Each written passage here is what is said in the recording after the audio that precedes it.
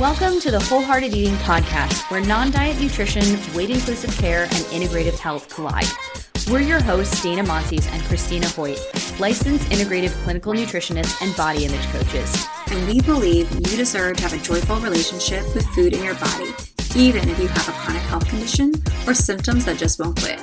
On this show, together and with our guests, we're bringing the real talk, no BS vibe with tangible tools to help you pursue health and wellness without obsession or restriction. Remember our disclaimer, this podcast is meant for general information purposes only and should not be taken as a substitute for medical advice, diagnosis, or treatment. Welcome back to the Wholehearted Eating Podcast. This is Christina, and I am interviewing Zoe Bisbing from Your Body Positive Home. As parents, we've worked really hard to create a more body positive and food neutral environment for our kids. However, during the holidays, it just seems like we often find ourselves surrounded by family members who may not share the same values or have caused harm in the past to us personally or even to our kids. This can leave us feeling really protective of our children and wondering how to navigate these complex situations. In today's episode, we're going to explore some ways that parents can help their children prepare for family gatherings during the holidays. And this couldn't be a better time as we're all probably heading to family right now. These kinds of conversations about food and body image can be really tricky to navigate, and we'll discuss the importance of setting boundaries and provide practical advice on maintaining those boundaries, even when we're faced with family members who may not be entirely respectful of them. All right, guys, let's dive in.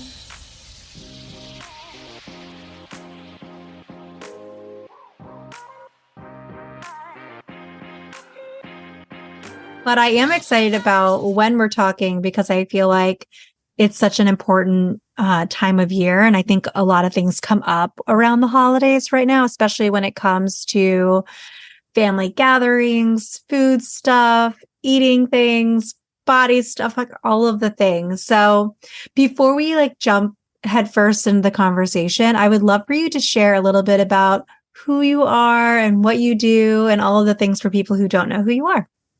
Sure. So I'm Zoe Bisbing, and I'm a psychotherapist. I specialize in eating disorders in people across the lifespan, kids and adolescents in particular.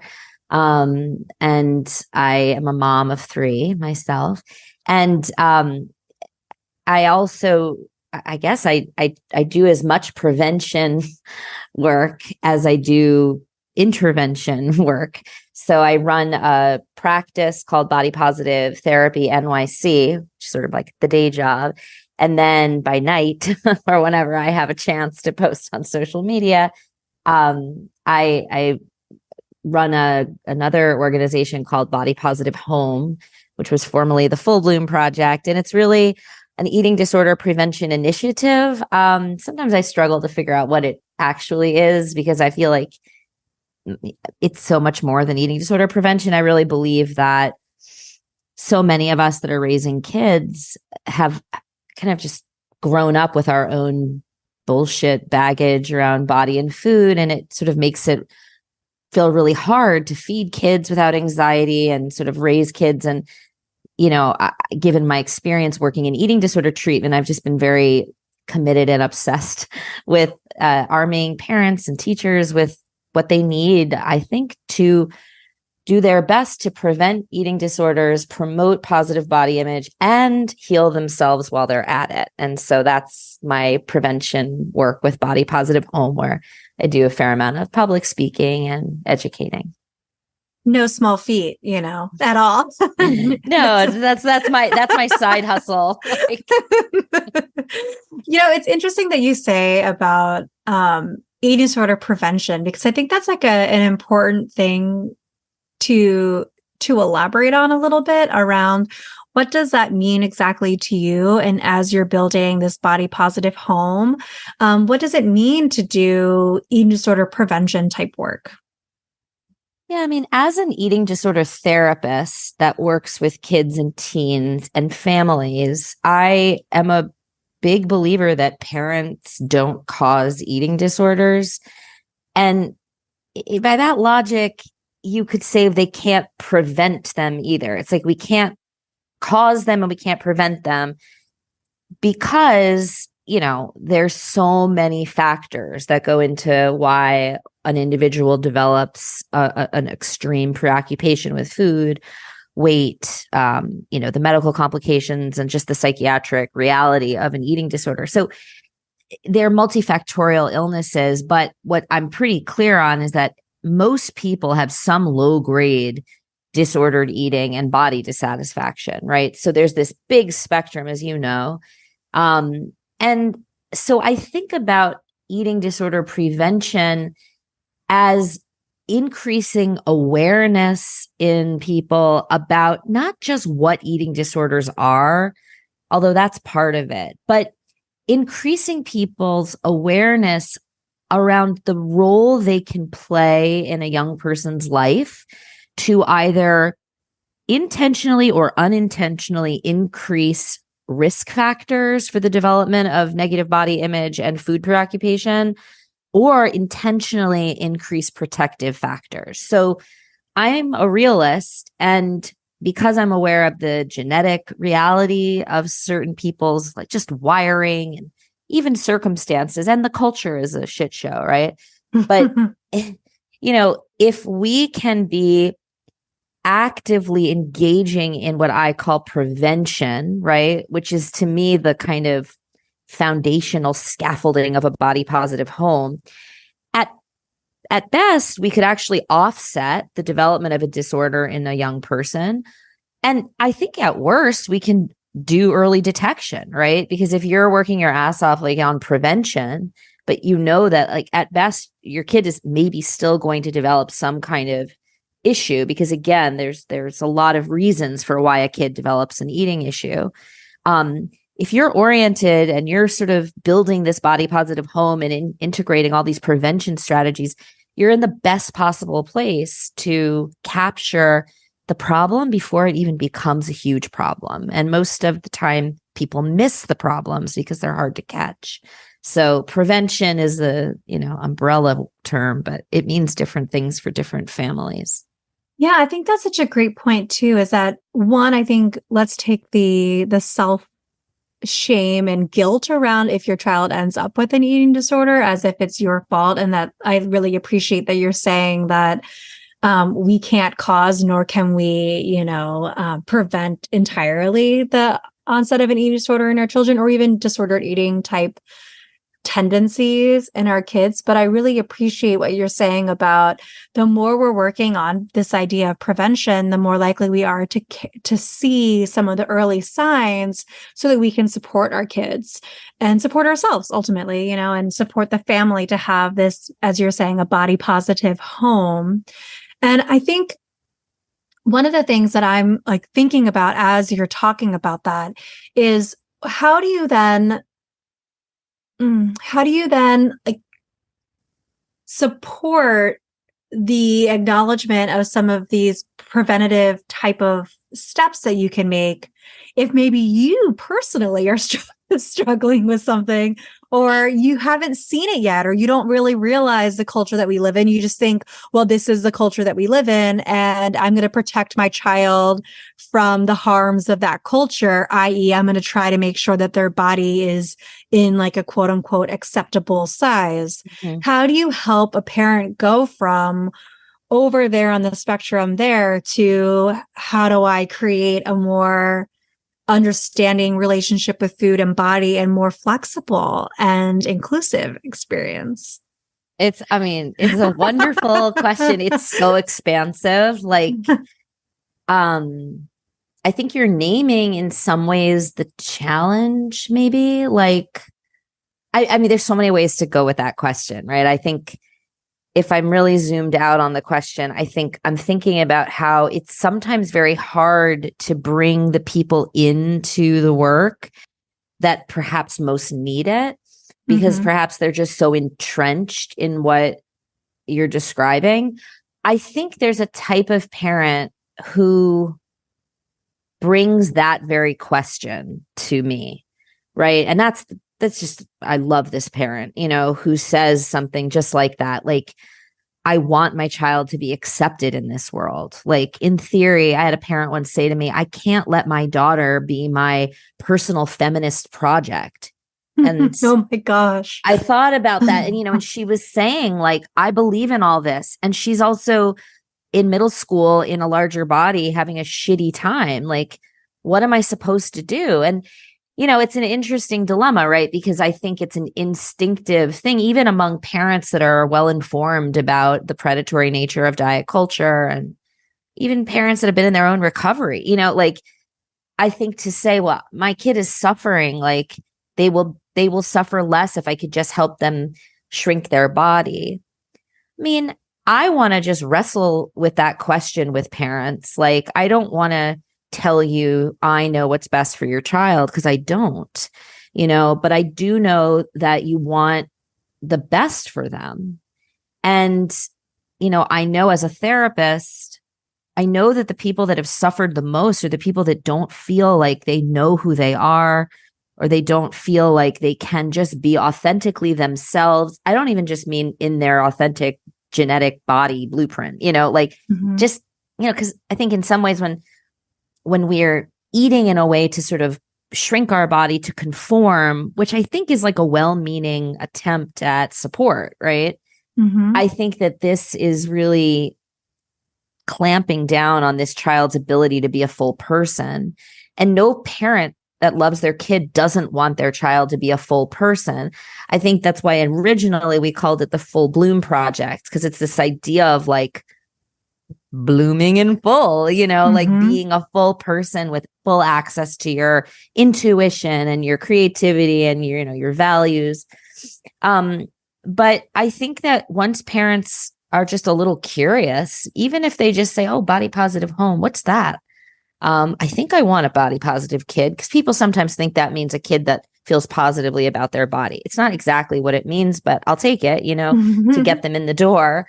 And then I think I just want to parents to feel more comfortable wrestling with the hard questions, because this is all very tricky, but I want to make like prevention methods accessible so that we can be prioritizing flexibility, let's say, over restraint. Yeah, no, I really appreciate. I think you're right. There's so many factors and ways that you could go about that question. So it was no easy question. Not an easy topic. It was a good one. I just didn't expect it. But it's like, how we have, I think one of the things too is I'm thinking about the holidays coming up too. And I'm thinking about parents who are going into these family gatherings and they know maybe the kind of environment that they grew up in and the things that they did to protect themselves during those family gatherings. And they want to do that same type of stuff with their own children to protect them from certain types of, food and or body talk. Can we talk a little bit about some of the challenges of family gatherings overall when we have children, when it comes to, let's say we're at this place where we're all in, we're like, yes, I totally want a body positive home. I know the harms of diet culture. Now what do I do when other people are starting to infiltrate our little positive body bubble? Another enormous question. Yeah, I think it depends. I mean, I agree with you. They tend to be kind of minefields, especially, I suppose the different families are just complicated. And if you're bringing multiple generations together, there's that element too. I mean, there is a sort of intergenerational trauma around dieting. And, so if you round up 3 generations in one room, it's like not everyone's always going to be on the same page.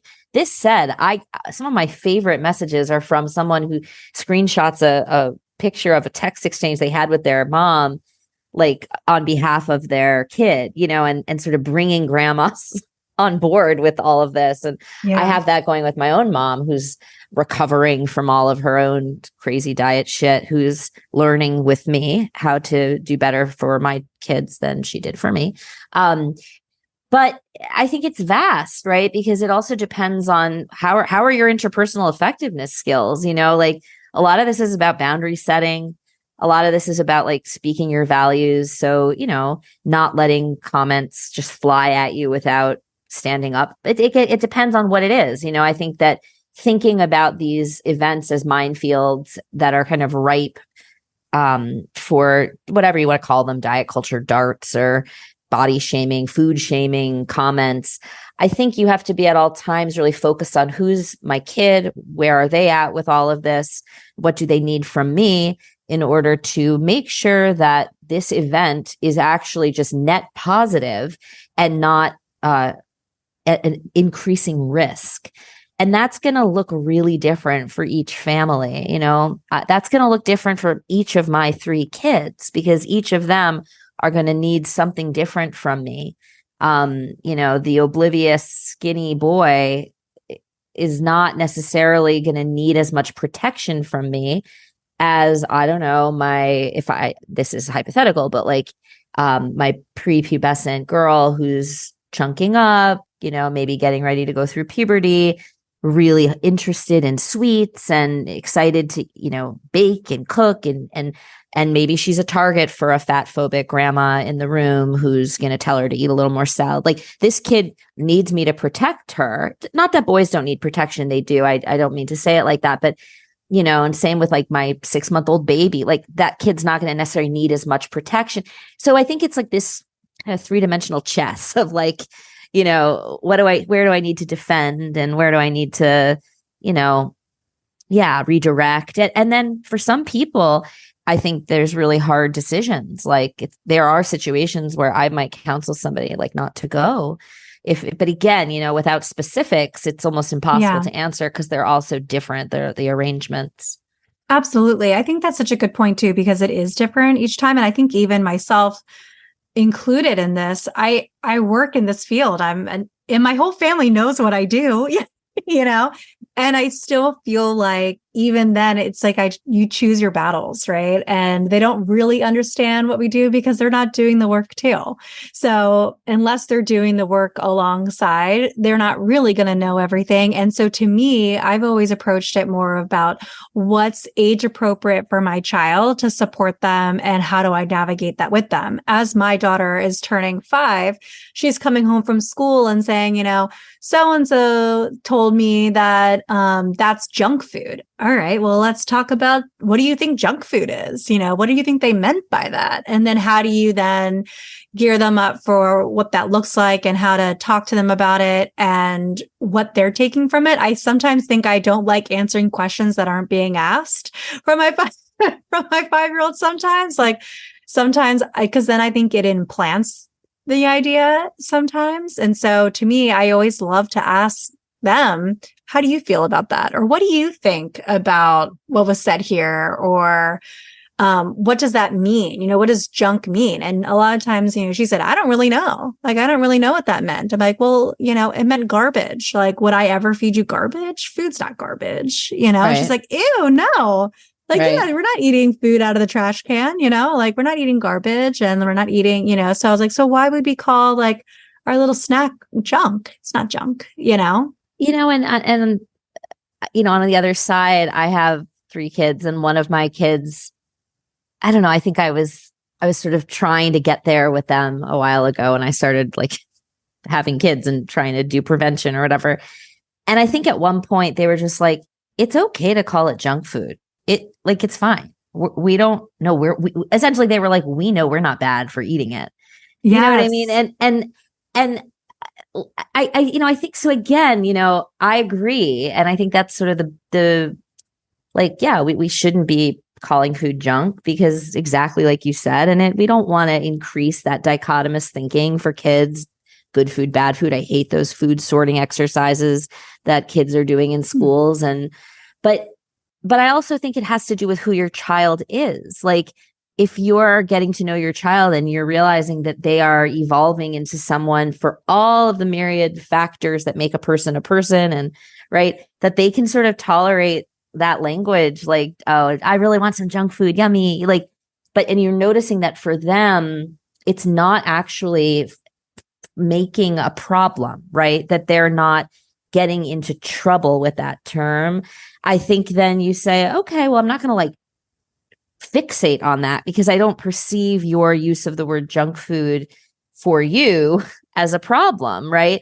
But Yeah. that's sort of the minutia of getting to know our children. I think in going to events with family or just like especially around the holidays, there's just the normalization of all of that rhetoric around like, oh, I've eaten so much, I have to work it off, or it's conversations like that are just so, they're just, the anti-fat bias in them is so high.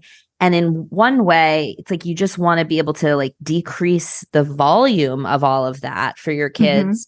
And I do think that's then there's the more aggressive comments that are made, which I do think that we have to intervene when those happen. You know, it's one thing if your kid overhears somebody say something, which by the way can increase risk. It's another thing if somebody says something to your kid, you know, which is just completely inappropriate. And they do need us. I think that's like a kind of paradigm shift. I think a lot of us grew up being taken to events and shit being said to us or around us. And there was no sort of framework to understand that we have to set limits around that. Whereas I really want people to cope ahead because we do have to set limits around that. We do have to make sure that it's actually an emotionally and psychologically safe environment for our kids to be in. And not all of these gatherings will be. I think that's a really interesting concept that you mentioned about coping ahead.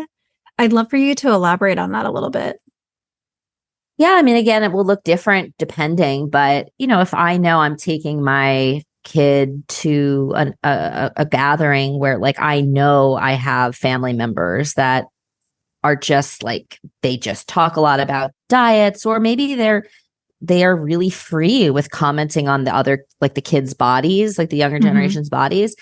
And let's say that I had a kid, like I'll reference the hypothetical child from before, like who's sort of starting to go through puberty, who's maybe gained a lot of weight in that year. I might cope ahead by maybe saying to let's say it's a grandma, like, listen, she's gained a lot of weight in the past year. Like you'll notice her body looks different. She's doing great. And she's probably about to go through puberty. Like, it's really important more than ever that we don't make any comments about her body or her food choices. But I'm flagging for you that she does look different, because I think that's a way that you can kind of protect your kid by naming what is just factual. Like her body did change. And you saying something about it would be very harmful. Now, you could say that preemptively, even if your kid's body didn't change. If your kid, I don't know, shot up a lot and ended up losing weight, and maybe you were like a little curious, maybe you're in the process of monitoring them to make sure that they are doing well, that they're not restricting, you're not sure. You don't want that kid showing up to the same event and getting praise for their body, right? Yeah. So you might cope ahead and say, like, she's grown a lot, her body's leaned out a lot. I'm actually not quite sure yet if this is just her body doing its thing or if she's flirting with an eating disorder. I don't know, but I'm really protective of her. Please don't comment on her body. It might be really tempting to say, oh, you look so beautiful, you look so great, but I fear that might be unhelpful. So being able to cope ahead in those ways, I think around body changes, is an example of what I think would be useful. Yeah, that's such a great idea, looking at it in advance and thinking ahead about what could possibly come up. And especially around like, well, also too, like not what could possibly come up, because if you did that, you'd be talking to everybody for like weeks before the actual, which is not realistic. It's not realistic. It's not going to happen. But thinking about maybe if you do have a child who could be really sensitive to that, or at a really impactful age where that could really set them up, or like you said, kind of lead them down that road, or they're already kind of leaning down it, and it could nail on the coffin a little bit, like lead them full into it, or reinforce that type of behavior. It's really important to think about that coping ahead type of thing. And then for the children where it's not so much of an issue, to me, the most important thing is your home environment. You know, like when we come home, what's it like? Or if my child, my 5-year-old comes up to me and I hear my mom, as I've heard before at family gatherings, well, yeah, you can have another cookie. You ran around a lot today. And I'm like, oh, ew, like ew to me, but also whatever. I'm not going to like go on some kind of crusade about this every single time. Otherwise, I'd be constantly fighting with my family members. And it's more important for me what Elodie says to me, my 5-year-old, if my child says to me or your child says to you, oh, can I have that? I ran around a lot today. It's like, you don't have to run around to have a cookie. Enjoy your cookie, whatever. Totally. I agree with you. And I think that's why it's also nuanced because, I mean, everybody's going to have their own kind of like quota for how many people we need to talk to before we're just like, I think I've done as much preemptive coping ahead as I can. Now we're going to just go with it. And exactly. That's why the body positive home is so essential. Like coming back to a place where, I talk about like healthy cognitive dissonance. Like I want, even if I'm annoying about it, like I want to be so outspoken in my values about, food and body inclusion that when they go out into the world and they hear what's much more normal, right? This sort of more anti-fat rhetoric or diet mentality, that they'll at least have some sense of like, well, that doesn't jive quite with what I heard at home, right? Like just a little tension is sometimes enough to at least help with the critical thinking. Because I don't think we can prevent, you're talking about eating disorders, but like, I don't even think we can prevent kids from like the fear of being fat or the desire not to be fat. And I don't even think we should be trying. I don't think that's the goal. I think that that's sort of futile because we can't control all the variables that go into a child's life. But we can be prepared for it and help them. And hopefully build relationships with them that are really trusting and connected such that they want to talk to us. Right. And then 2, help them orient to thoughts and feelings differently. Right. So yeah, I agree with you. Like let people say what they say. And I think especially with older children, especially if you're annoying enough about your values and how you feel about like all foods being equal and everything, if somebody makes a comment, what a great goal to get to a place where you could just look at your kid's eyes, like when at the buffet and someone's saying, oh my gosh, this is so unhealthy. What a goal to just be able to look at your 11-year-old and be like, oh, and like roll your eyes with them quietly. Yeah. Just to be like, I see you. I've connected with you. You enjoy your food. Like sometimes it's as subtle as that, Yeah. Or even like in the case of us, I love that about having that relationship with them so that they can feel it from you. I think that's the most important thing. And being able to look at you from across the room and kind of eye roll like, ugh, that again, or even having your child say to their grandparents like mine and saying like, I don't need to run around to have a cookie. Like, perfect. Like how I would be like, yes, way to go. I would be totally. That's what it's. I won that battle. Or to just be like, well, Grandma, that doesn't make any sense and move on. Like why would you need to? That doesn't make sense. Whereas a kid that's growing up in an environment where no one's questioning all of that has no choice but to believe that, right? Whereas like if you're the most trusted grown up in their life, you can always. Like, I love the stance. It's sort of like, like Grandma has some old ideas. Like, we don't think that way anymore. I think that's another way to phrase it too. Like it's just not how we think. Yeah. And to be honest, I mean, I think at some point they're allowed to think however they want to think about certain things too, which is complicated. And that would be hard to work through as a family as well. And, totally. But I think, it's complicated. And I think you're right. It really does depend on the age and the circumstances and what your child's unique needs are and being able to have that kind of ongoing connected relationship with them to be able to navigate that thoughtfully and in some ways, even sometimes strategically around that. I'd love to hear a little bit more about, so on your Instagram, you talk a lot about positive eating attitudes. And I think this is more of like a nitty gritty and like the how to build a body positive home. If you can share a little bit about that, I really loved how you said it's about how we feed our kids and how that can impact their body image as it grows. Can you talk about that? Yeah. I wonder if I could maybe give an example as like a sort of illustration. so my 3-year-old was, she's 3.5 and she wanted to make her own peanut butter and jelly sandwich. And I was like, okay, I think any opportunity to give kids a chance to experiment with food, play with food, prepare food, as a dietitian, like it's just incredibly positive, right? For their relationship with food. The autonomy, amazing, right? She wanted to use a spreader, great, small motor. And so she put the peanut butter on, and then she's 3.5. So she needs to make sure she has abundance at any time. This is she needs to have it all. So she took the jam and she put some on, and then I took the jam because to me, I perceived that to be enough jam for a 3.5-year-old who had already had ice cream for lunch, it had been one of those days. And I was, thinking I want to, be sensible here and put just a nice smear of jam. Well, she was very upset and screaming it was not enough jam. It was not enough jam. And I was doubling down on it because I was thinking, no, this is enough jam. I promise this relates to your question. My husband, who actually, I have to give him credit, he was like, what's the problem? Okay, you want more jam? So he took the jar out of the fridge and he said, how much do you think you should have? She proceeded to put a ton of jam on this sandwich. It was more than I ever would have put. But she stopped. She put the thing and she felt very proud of the sandwich she made. And then she took her sandwich and a glass of milk to the table, had one bite of the sandwich and was full. And that was it. Right. And the sandwich is now in the fridge and hopefully she'll eat it tomorrow. But I say this because I think that as parents, well-meaning parents, we want our kids to eat, quote, the right amount of things.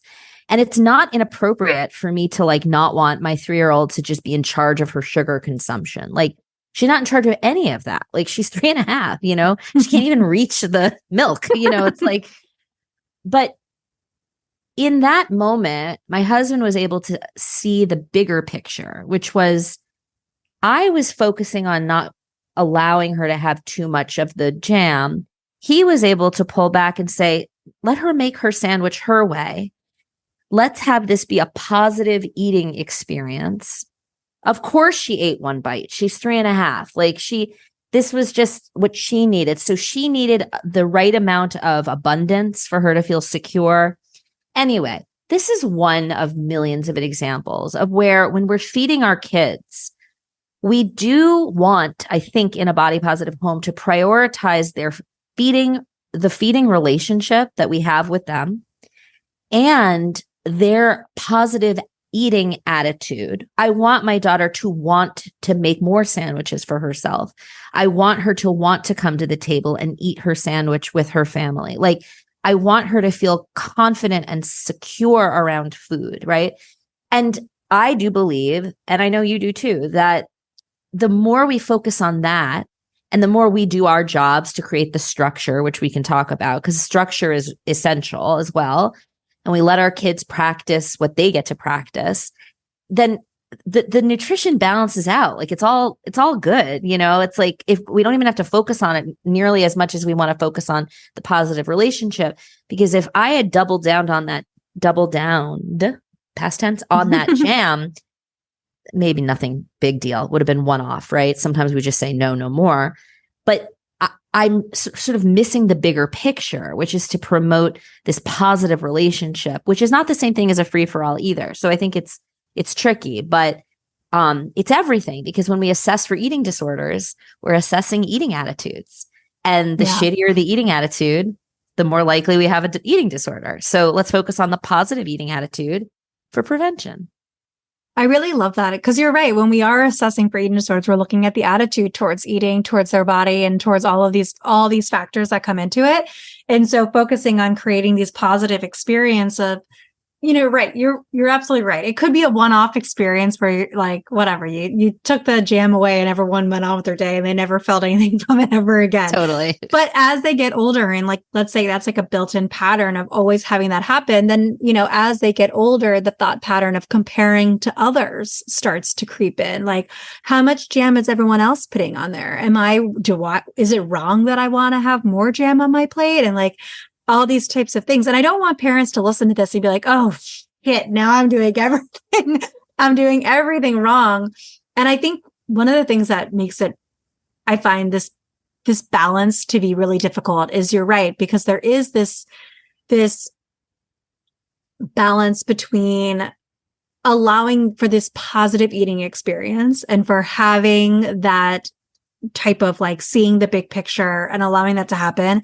And then also at the same time, how do I not have it be like a free for all? And next thing you know, your 4-year-old's calling all the shots and they shouldn't be. Like, they're not in charge of what's going on, like, 90% of the time, No. And I totally agree. And I feel for parents in this because, it's really we have a lot of parents say, I want them to be an intuitive eater, but all they do is eat all the sweets. And I'm like, we have so many questions to ask, right? When we hear that, because I do think of feeding kids like a go-kart course, like we are the bumpers, like we have to create these like structures, right? And then we do have to let the kids drive, but we're not putting them on the highway. You know what I mean? We have bumpers. And so, excuse me, some of the bumpers, like the sort of, I think we think about like Ellen Satter's, the division of responsibilities, which I think is like a really important framework. Like, I get to do the what, the where, the when, and the how. I like to think about, are we doing family style? Are we all having something different at a food court? Like, I think we get to do that. I also think of how is also modeling, like us modeling a healthy relationship with food is really important. Mm-hmm. And then so long as we're doing all that, let the kid do their thing, right? Eat, don't eat, stop when they're full. And I think what's great about the model is that it really allows you to see if there's a trend of a problem, because a kid that really is only eating the same thing every time, or the dynamic is so stressful and dysfunctional, even though you're doing all the quote right things, that you might need extra help. This kid might have some kind of challenge or need extra support learning how to accept new foods or getting their nutritional needs met with more limited palate because of maybe some sensory issues. Like, we have to have some kind of framework so that we can both give our kids the best shot and also help us best evaluate if there is a problem. But no, I'm not going to give my daughter the jam jar all the time, but maybe I would give her the jam jar because she's really into like feeding herself in that way, or like preparation, right? But I think what I would do is hang back and watch if she keeps getting the jam jar to make the sandwich, at what ends up happening. My guess is she develops just a lot of trust with herself and jam and decides, or I might say you can only have one piece of bread for this sandwich because last time we did 2 pieces of bread, you took 1 bite. So let's start with 1. I might say something like that. You know what I mean? But anyway, I mean, this is a big topic. No, I know. There's courses about this. Yes. There's degrees about this. I know. Exactly. There's degrees and everything just on this exact topic. So I think it's important to know that this is just a little podcast and we're talking and diving into parts of it. And, there's so many, offshoots of nuances and all the different areas and everything like that. I think what's interesting and what's important for people to kind of to take from this is that we do get to set some boundaries around how we're going to navigate certain types of things. And I think for my daughter, one of the things that I've noticed the most is she's a little bit like me, where I love to have control over things. And she's also like, where's my control? And so and I think sometimes when I see certain stuff happening, like she's going for so much of one thing, I'm like, oh, but we only have so much jam left. I'm like, oh, well, that's my stuff. Mm-hmm. Like, oh, wow, we can always get more. Like, it's not the end of the world. Like everything's going to be fine. And I think sometimes I have to check myself. And I think most parents, that's like a really important note to look into of like what, I guess this is where like the responsive feeding part comes in. Totally. Right? It's being able to kind of acknowledge and see a little bit of, okay, how can I respond to what maybe the bigger need is here versus like, what kind of outcome am I trying to drive right now? Am I trying to force them to not have as much jam, or what is the goal here with each meal? I think it's actually to build on that. I think about what is the long-term goal too, because I think about it as like finding the road to reason, right? Because in any given moment, I could get sucked in that moment. I didn't want her. I was definitely thinking about the amount of sugar she had consumed that day. You know, it was Halloween, like all of it, right? Like the normal things. And that, but the way it played out, I was able to zoom out and be like, and see, oh no, this is a 3.5-year-old child. My goal is for when she's, 19 to be able to like go to the grocery store and grab jam and peanut butter and bread and fruit and cookies and chips and whatever she's in the mood for, and like know how to bring it home and make a sandwich and connect to her body. Like that's my goal. And how does this moment relate to that? Well, I have to keep my eye on the longer term, right? That's the positive eating attitude. That's the responsive feeding. That's sort of dealing with the child before me. And I think limits are a huge part of that. Like my boys have been, they're a little older, they're 9 and 7, but they've been enjoying all the Halloween candy. And I've actually noticed like one of them is sort of losing interest. Like he keeps asking for a dessert. I'm like, well, you have all the Halloween candy. And he's just like, I think I've had enough of that. Like there's just so much. And then but they're eating a lot of it. And last night, I think I said something like, okay, like last call, like pick what you want. And then I got to put it away because we were like getting ready for that night to end. So I felt like it was another one of those moments where I'm trying to both create abundance and also do my job, which is to say, essentially the equivalent of kitchens closed, which I think is sort of a platitude that doesn't always work for people. But to be able to take up your authority and in some way, right? You have to be the bumper in some way, but we also just want to make sure that we're not making choices rooted from a place of, I don't want my kid to be fat, or I don't want, you know what I mean? Like you were saying about the control, like if we want to preserve a positive relationship with food and body long-term, it's just this constant like dance we're doing of trying to evaluate where do I need to let them drive and where do I need to be the bumpers. Yeah, exactly. And I think the thing that I find to be hard is that, there's so many things that we're responsible for as parents to try to manage and to protect and to do all these different parts that we tend to, I think sometimes we double down in food in parts, in places in the food experience that we really don't belong. But we feel like it says something more about us than it does really about them. Like the way they interact with food says something about us as parents. And I think sometimes when we take a step back and say, what is my goal here, or what's coming up for me right now? Not so much for them, like with how your husband was able to say, like, what's the problem? Like, why can't we do this? Or what's the big deal? And you being able to be like, oh, shoot. Yeah. Ooh, I'm doubling down on something that maybe doesn't need to be doubled down, but maybe I know that we're having soup in about an hour and we're going to do these other things. And I don't want like that meal to be quote unquote spoiled. And there's a lot of things to think about. And I think for me with parents, one of the things that I find to be helpful is creating those bumpers is around engaging and including the child in a lot of those kinds of conversations and letting her know, like saying, hey, I love that you're making your sandwich, but let's also keep in mind that we're going to be having dinner in a little bit. And so why don't we cut the sandwich in half? And if you want, you'll eat half of the sandwich now. And if you're still hungry by the time that we're done, we'll have the rest of it with dinner, which is going to be in like an hour. And so you can kind of give of that information without scarcity. Like, oh, we're not taking away the candy, or we're not taking away the sandwich, or we're not taking away the jam. We just might have information that they don't have because we're in charge of managing the whole home and moving the day along and all the different pieces of that puzzle. And so I think something around that I think can be helpful when you're trying to figure out what is my outlook here and what is my game plan and what's coming up for me.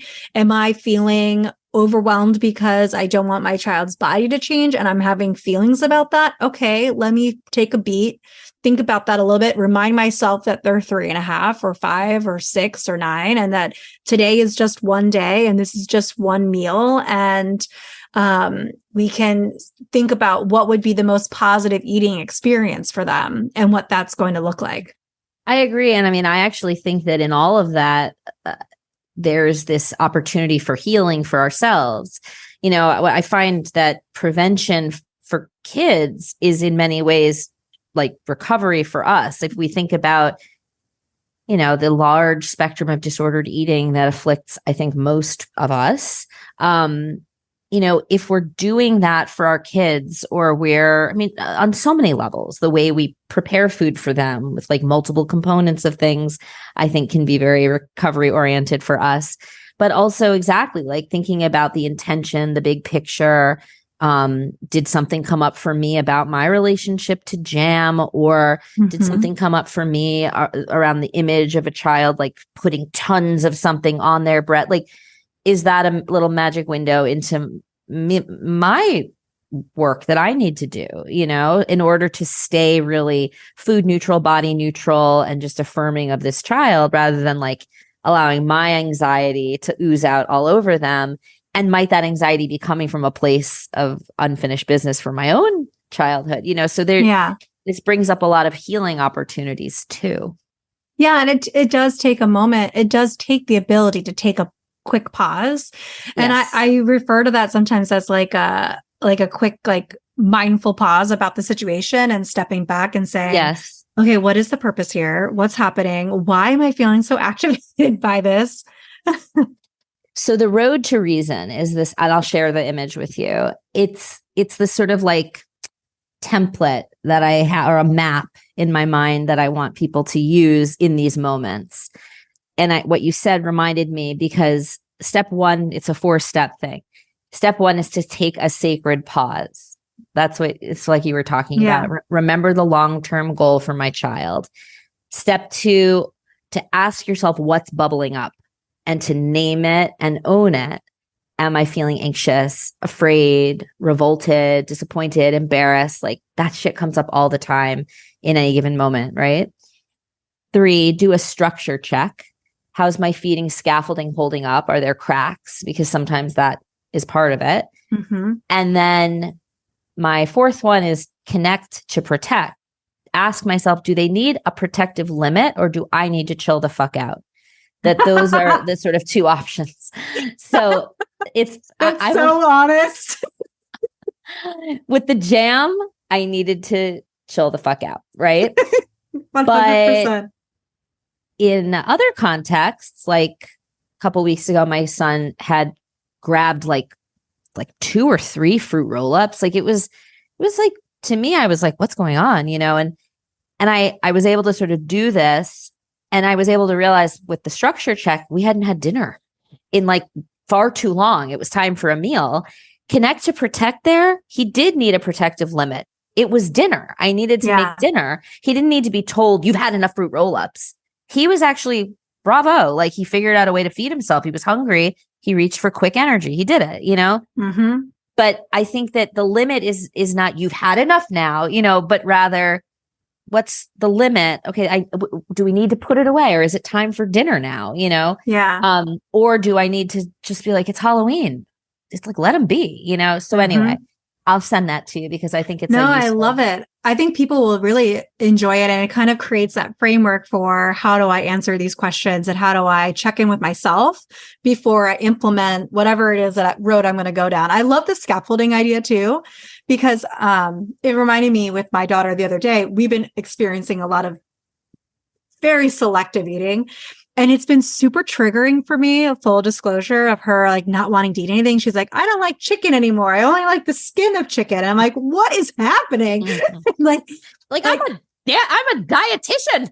like, what do you mean you like don't eat like chicken anymore? I felt like, you know, so many different references, but I feel like it's been super triggering for me. I'm like, why isn't she eating dinner? And then come bedtime, she'd want like a bedtime snack. And like there's this part of me that's like, well, I can embrace a bedtime snack. I know that I'm modeling the behavior that I want to have. We're serving dinner. It's also, I know that there are safe foods available for her.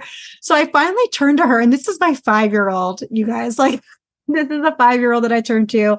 And I said, honestly, Elodie, I'm having a hard time figuring out what to feed you.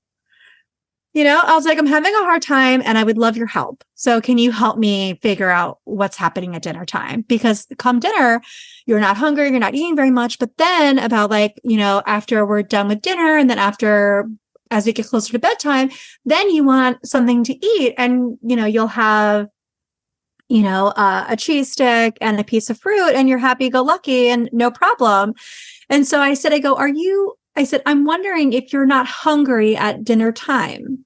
And she goes, no, I'm not hungry at dinner time.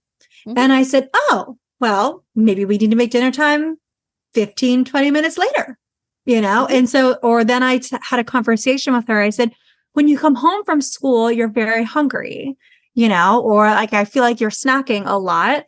And then I've said to her, I go, do you have a snack after lunch between lunchtime and pickup? And she says, no. I'm like, well, that's like a 3.5-hour time frame between the two things. And so I said, why don't tomorrow I bring a snack? And she goes, a big snack. Yes. For when you pick me up. And I was like, okay, great. And then we'll do dinner a little bit later. And what I really loved about it was that it involved her. It helped me get to the bottom of what was going on. And she could share with me what was going on with her body. And I also think I hope it laid the foundation for her to know that I do trust her body, that I don't think something's wrong with her and that she needs to force feed herself the chicken and whatever else is on the table for dinner that night. But rather of, hey, I'm actually not hungry right now and I'm hungry at 8:00. I think it's great. I mean, and that to me sort of encapsulates this connect to protect. Like you have to feed and parent the child before you. Your relationship with her, you know, and someone else could try exactly that with their kid and it wouldn't work, you know, because of the sort of, because your unique relationship with your child, it's not meant to be compared to anybody else's. Mm-hmm. But the collaboration, and I think there's a lot of nuance here because, you know, I think what's beautiful about your anecdote is that you were able to both take up your authority and collaborate with her. It's like reasonable collaboration, right? Mm-hmm. Whereas a lot of the time we get into these, this almost like more authoritarian feeding or a loosey-goosey, like, I don't know, you know, feed, make yourself something. And to be so angry. I mean, God, I understand like being so frustrated when they don't just eat it, you know? Just eat the damn dinner. Just eat the damn dinner. I mean, and it's just so hard, you know, feeding kids. It's like, it's just really hard. Nobody told me like that, no. You know, I mean, and there's just a lot of executive functioning skills that you need to have. And then the capacity to like clean it up and 100% use the food before it goes bad. Like there's just a lot in there that we sort of, that it's just hard. And then if on top of it, you're like, and I want to focus on a positive feeding attitude, it's like, in a way, we're sort of doing more. But I think that there's more room for peace. And, you know, anyway, I know we're almost done. Did you want to talk a little bit about the disarming? I do. Yeah, I do want to talk about that. I would love for you. I think one of the things that I think a lot of parents are usually left with is always feeling like, okay, so what do I do? So I want to do this. I'm hearing your examples. I'm getting that, but I also know that my kids are different. What is something that I can do to kind of start to dip my toes into building this type of relationship and with food and their body? And can you give some guidance around that? Yeah, I do. I think that I just originated this term disarming food pairings because I didn't think we had a language to describe exactly this. So genuinely, all it is if you take a food that you perceive to be healthy and you pair it with a food you perceive to be unhealthy, because I mean, even very intelligent adults organize food this way, right? Mm-hmm. You've created in some ways eating disorder prevention and recovery on a plate. So you think about, avocado toast with a cupcake on the side, or, obviously starting with foods that your kids accept, because the project of food acceptance skill building is related, but different. We're not talking about that. But when I see, a piece of pizza sitting right next to, I don't know, carrot sticks, I'm seeing an opportunity to neutralize food instantly, right? So our brains are used to thinking pretty weird things, like if I eat this salad with this quote junk food, going full circle, it somehow cancels out the nutritional value of the healthy food, and I want to be eating healthy foods. But like, we want to be decreasing risk for that categorical thinking around food, the good food, bad food. We want to be decreasing risk for orthorexia, which is like an obsession with healthy eating. We want to promote moral equivalency. Like that's different from being the bumpers in the feeding situation and you getting to choose what you're actually offering your kids. But for families that I have heard from that have leaned into the DFPs, as I call them, they get very excited because in a way, it's a way to build trust with your kids and for them to build trust with themselves. That if they're sitting there with, a sweet and a whatever, some protein source on the plate, there's a belief, I think, that we imagine they're only going to eat the sweet. They would never go for the quote healthier food, right? But the reality is, when kids are learning that, yes, there's nutritional differences maybe, but there's no morality here, right? Yeah. They actually, you'll see them zigzag between all the foods.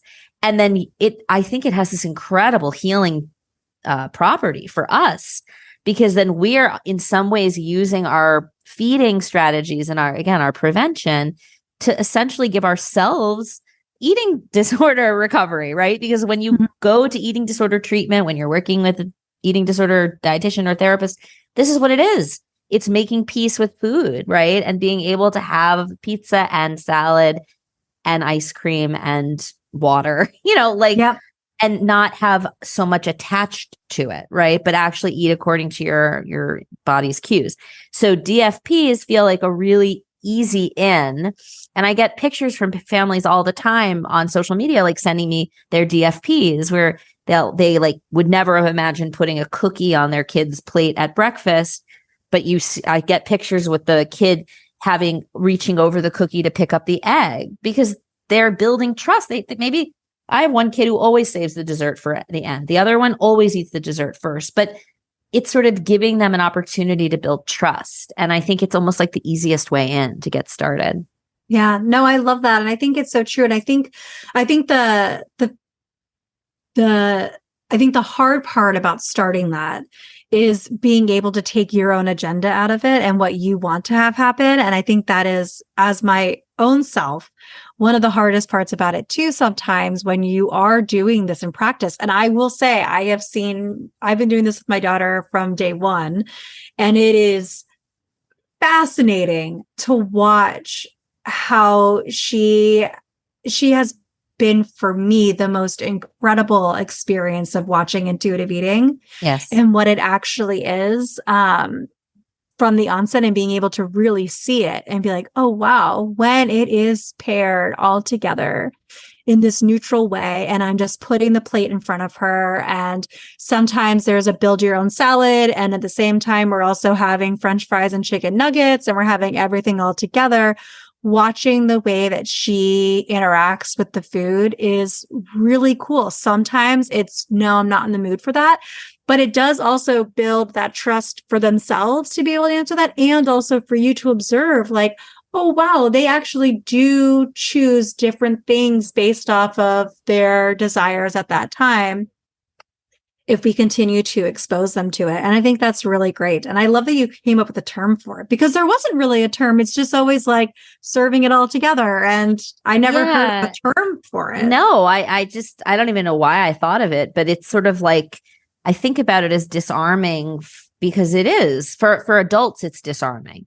Like to see it like that. Like it's disarming. When we went to a family gathering and my daughter and another 3-year-old, they were eating cake. And then my daughter said, I want salmon, because there had been salmon from earlier. And I have this picture of these 2 little 3-year-olds, like just eating salmon and cake. It's like so weird, you know, but for anyone that ever thought, you know, oh, my kid would never, it's like, well, you don't know if you actually pull back and you start from a place of just inherent body trust. Right. And I want to say, and then I have patient waiting and I know you have to go. I think that don't get disheartened if you try this, but they still only eat the sweet, because again, this requires a whole framework. You know, I think the DFPs are sort of easy access, right? Like you could just today, you could give your kid a cookie and their favorite veggie on a plate and see what happens, right? And the more and more you do that, I think you promote the food neutrality. But there's different reasons for why kids gravitate to different foods. It's not always that we're too scarce with them or we're too anxious. Sometimes, you know, kids that their palates can really only accept or tolerate familiar things. Like there's so many different variables, and I want people to get help if they need it. You know, social media and podcasts is not really enough support for most people or for a lot of people. So I say that. And then also I think DFPs are great for adults who are trying to recover too. 100%. Put a little challenge food over there, you know? Like it's a challenge food. Exactly. Something that, you know, you ordinarily would not pair with that, and see how it feels or not. I think also to like play around with the order in which you eat things and see how that makes you feel too. Like if you are used to having pizza and a salad, but you would force yourself to eat the whole salad first before you'd have it, try taking the pizza and the salad and doing a pattern or playing around with the different ways in which you do it. I think can be really impactful and kind of like you said, disrupting that behavior that we fall into a lot. Totally. And a lot of it is just, you know, something that we do on autopilot. We don't even know why we do it half the time. No, it's true. Just even checking in and asking is like, what do I want to eat right now? Like, do I want my first bite to be the tip of that cheesy, savory pizza? Or do I want my first bite to be the crisp, I don't know, watery and savory taste of my salad? Like, one's not wrong or right, but what do you actually want versus what do you think you should do? You know, I think that's really key. Well, anyway, thank you so much. Can you, as we wrap up, can you tell people where they can find you and all of the things? Definitely. So the website is bodypositivehome.com, and the handle is at My Body Positive Home on Instagram and sort of TikTok, but I can't. I'm too old for that. Same. I'm like, it's actually more user friendly actually than Instagram, and yet I still can't get consistent. But anyway, so at My Body Positive Home or www.bodypositivehome.com. Awesome. Thank you so much, Zoe. Hey friends, it's Dana, and thanks so much for listening to the Wholehearted Eating Podcast today. Find us on social media at Wholehearted Eating Pod on Instagram and at wholeheartedeating.com for more information about working with Dana and Christina for one-on-one nutrition counseling. If you love the show, we would love you forever if you share an episode with your family and friends, or tag us on social media, or leave a 5-star rating or review wherever you listen to podcasts to help more people find the show. Check out patreon.com/wholeheartedeating to help support the show and get access to ad-free episodes, bonus episodes with us and our guests, episode discussions, new resources we're creating for Patreon, and so much more. If you have questions for us, feedback on the show, potential topics or guests you'd love to have on, shoot us an email at hello@wholeheartedeating.com, and we'll see you next week.